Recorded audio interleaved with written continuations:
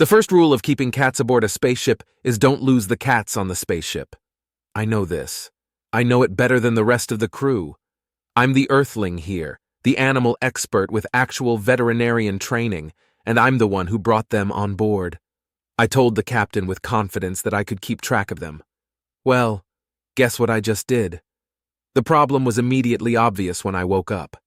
Every morning for the last few days had started with cutesy kitten pounces and thumps as they batted toys about the room. Sometimes I'd get a tail in my face. Other times I'd hear a crash as they discovered how to reach another yet high shelf. Not once had I woken to silence.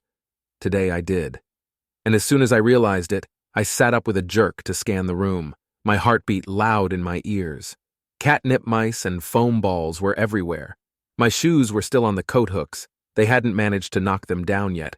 Nothing was swatted off the shelves, and no kittens lay on the floor dead after eating alien food, so at least there was that. But where were they?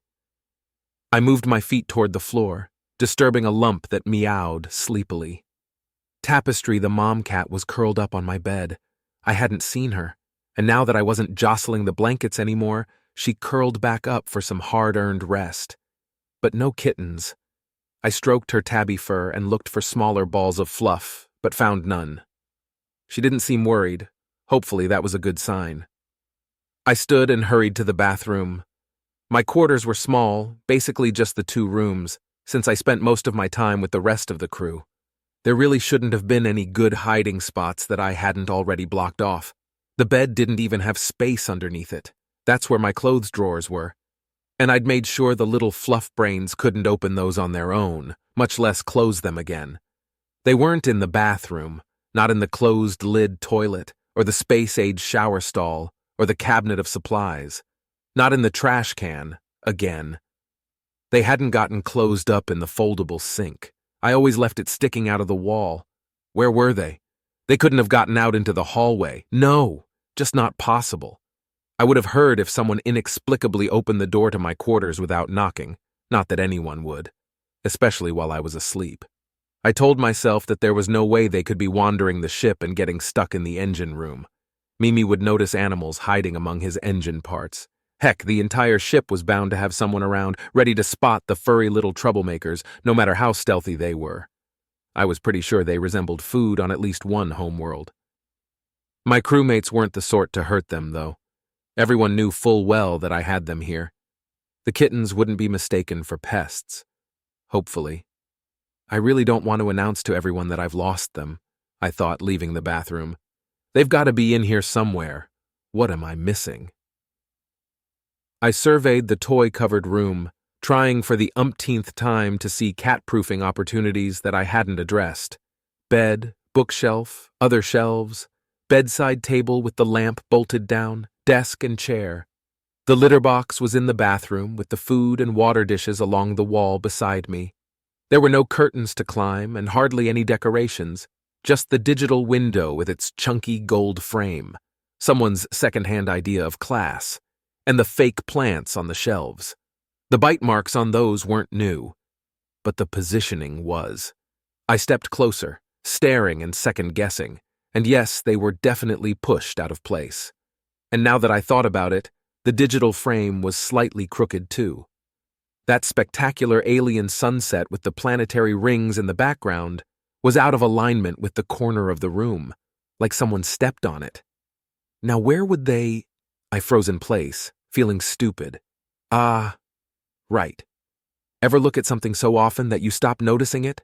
I may have mentioned that this was a spaceship. Metal walls, plasticky floors, no real windows. A ceiling covered in twisty pipes. I hadn't considered cat-proofing the ceiling. It was too high to reach, and surely not the kind of place that kittens would hide.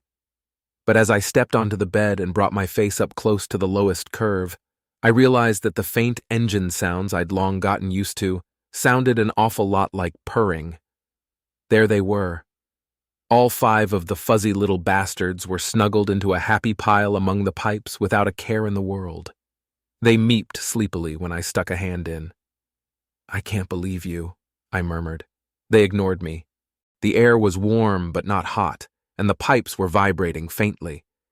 While Captain Sunlight had assured me that there was no radiation to worry about, I figured it couldn't hurt to double-check. Sleeping on top of the things could easily be a different prospect from sleeping in a bed below. "All right, down for now," I told them, scooping up the kittens despite their protests and setting them on the bed. "Be good little fluff brains and sleep here while I—" No, of course not. They were already tumbling to the floor with strident mews for food. Tapestry stretched and jumped down as well. I sighed and got out the cat food. If I was quick about it, I could get out the door before they tried to follow me. That net I'd tried to rig up as a baby gate hadn't stopped them crawling under. "Good kitties," I said, tugging my shoes on as they ate. "You behave yourselves.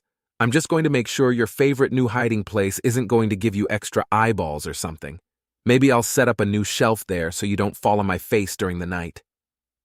I slipped out the door just as the first kitten finished eating.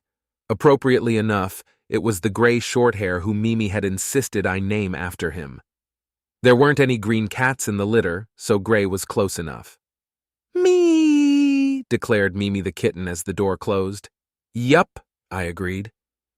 Once I was sure the latch wasn't about to pop loose, I took long strides toward the engine room. My heartbeat was totally calm and normal. Why do you ask?